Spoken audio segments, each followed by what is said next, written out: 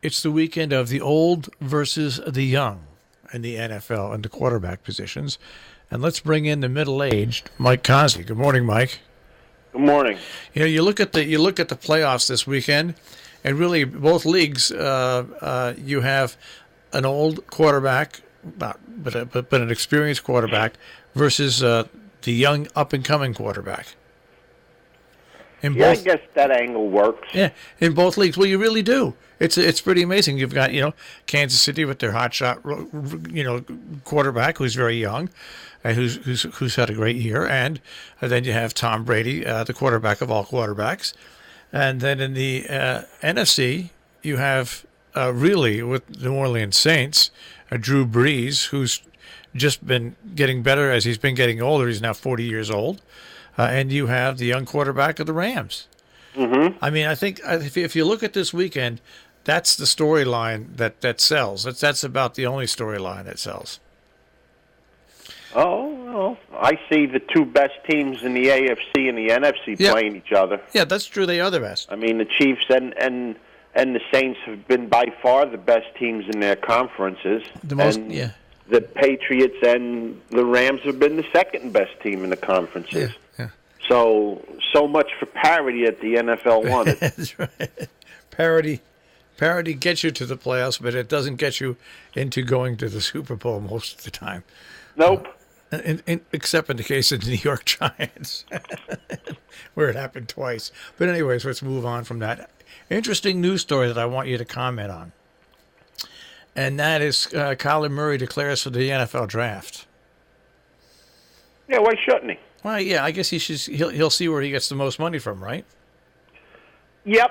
I mean, in his mind, he knows where he wants to do, and he's just playing out his options, and you can't blame him for doing that. No. If somebody drafts him in football and throws him a stupid, ridiculous amount of money, why not? Take a shot. See what happens. There's money. That's money you can't get back once you say no to it. So leave it open. He doesn't have to do it. Does Oakland have his rights, or Oakland going to? I think Oakland has his rights in the in baseball. That's only until this year's draft. Yeah. Because if he re-enters the baseball draft, then he becomes property of whoever drafts him again this year. Yeah. So that's only until April. Okay.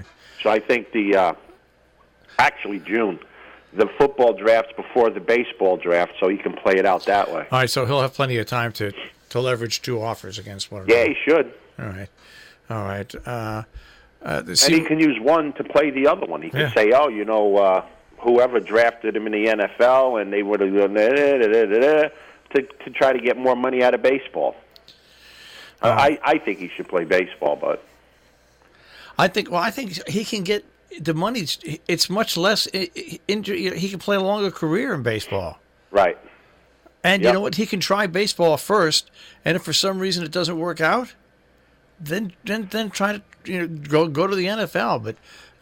But boy, baseball is a lot easier on your body than the NFL. Yeah, and just play it against each other and see what works out best for you. All right.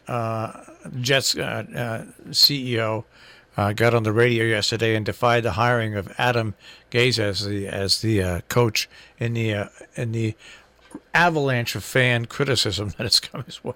Well, what is he going to say? They screwed up. The guy even starts. But I just think that I really think that McCarthy pulled the plug on the Jets. I don't think it was the other way around, because you don't hear anything from McCarthy. Yeah. I think he pulled the plug on the Jets. Like, you would say, well, you would hear a press conference on, well, it's okay, I this is what I want to do. You didn't hear any of that. Yeah. And, that which leads me to believe that he pulled the plug on the Jets and he doesn't want to badmouth anybody. So I think that this signing by the Jets was out of necessity and not out of choice.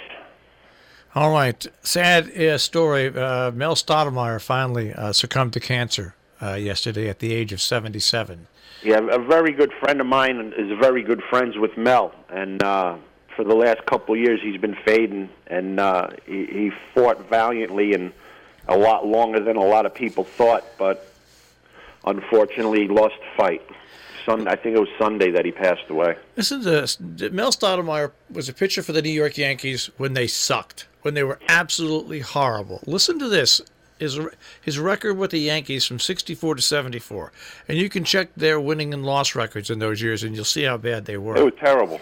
He was 164 and 139 with a 2.97 ERA, 1,257 strikeouts, and he won 20 or more games in a season on 3 different occasions.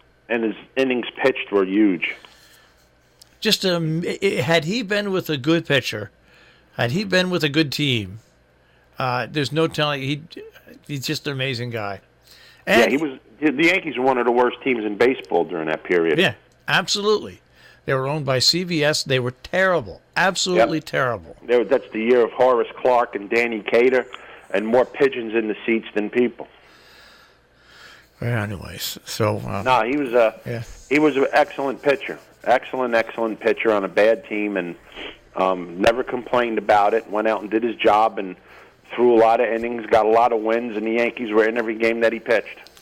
And a big strong guy. Real classy guy, real good man. Yeah. So, like I said, a friend of mine was very close with him. Rest in peace, Mel. He was a Yankees Yankee. If you were a true Yankee fan. Yeah, he was the best pitcher on the team for that amount of years. I'll be willing to bet you 70% of the new Yankee fans don't even have any idea who Mel Stottlemyre is. No, clueless. Clueless. But that's when they talk about their tradition in 27 rings. They don't know who Mel Stottlemyre is. They're fakes. Yep. All right, where do you want to go in sports now that I've managed to bring up two things? Heartwarming story. Okay, we need that. Duke lost last night. Who'd they lose to? Syracuse. Wow. In overtime, 95-91. So a nice win for Syracuse, and makes me smile because any time that the Duke Blue Devils get beat, it's a good way to start your day. And I was watching that game last night, and of course I was rooting for Syracuse silently. There's no use in yelling at the TV set. And another good story: the Nets won again last night. This time they beat the Celtics. So they're climbing up, one game under 500 at 22-23, and they're playing good competitive basketball. Continue to play good and competitive basketball. Well, what about the Knicks, though? What about them? They won 1 out of their last 10. The Knicks, come on, They're fighting the Cavaliers for the worst team in basketball. The Knicks are 10-33. 10-33, won 1 out of their last 10 and lost 4 in a row. They're building a champion. 10 wins. They are 22 games back already. They're building a champion. My God. Too bad it's in tennis. 10-33. 10-33. Yeah. The New York Knicks. They haven't even they played about half a season in their their sole focus is to get a high draft pick. And like you said before, it doesn't matter. You could be the worst team in the league and still not get the number 1 pick because the NBA does the lottery balls. And the Knicks aren't going to win that. Just think back. We're talking about Mel Stottlemyre. Just think back to when the Knicks had Clyde Frazier, Earl the Pearl Monroe, Willis Reed, Dick Barnett. You know how long ago that was? 40 years ago. Half of the people that listen to us probably weren't even born yet. Yeah. Which is Dave DeBuscher. I mean, God almighty. Unbelievable. 1972 was 47 years ago. That's a lifetime and a half. Unbelievable. That's the last time the Knicks were anything to speak about in the NBA. Well, they had that brief thing with Patrick Ewing, but that was just brief. That was brief. Yeah, it was very brief. That was even the Jets got to a championship game in that time period, so it was very brief. Man, they stink, and they just don't get any better. Unbelievable. 10-33, chasing the Cavaliers for worst team in basketball. Year after year after year, you just wondered, is there a curse on the Knicks? Yeah, there's no curse. It's a bad organization. Yeah.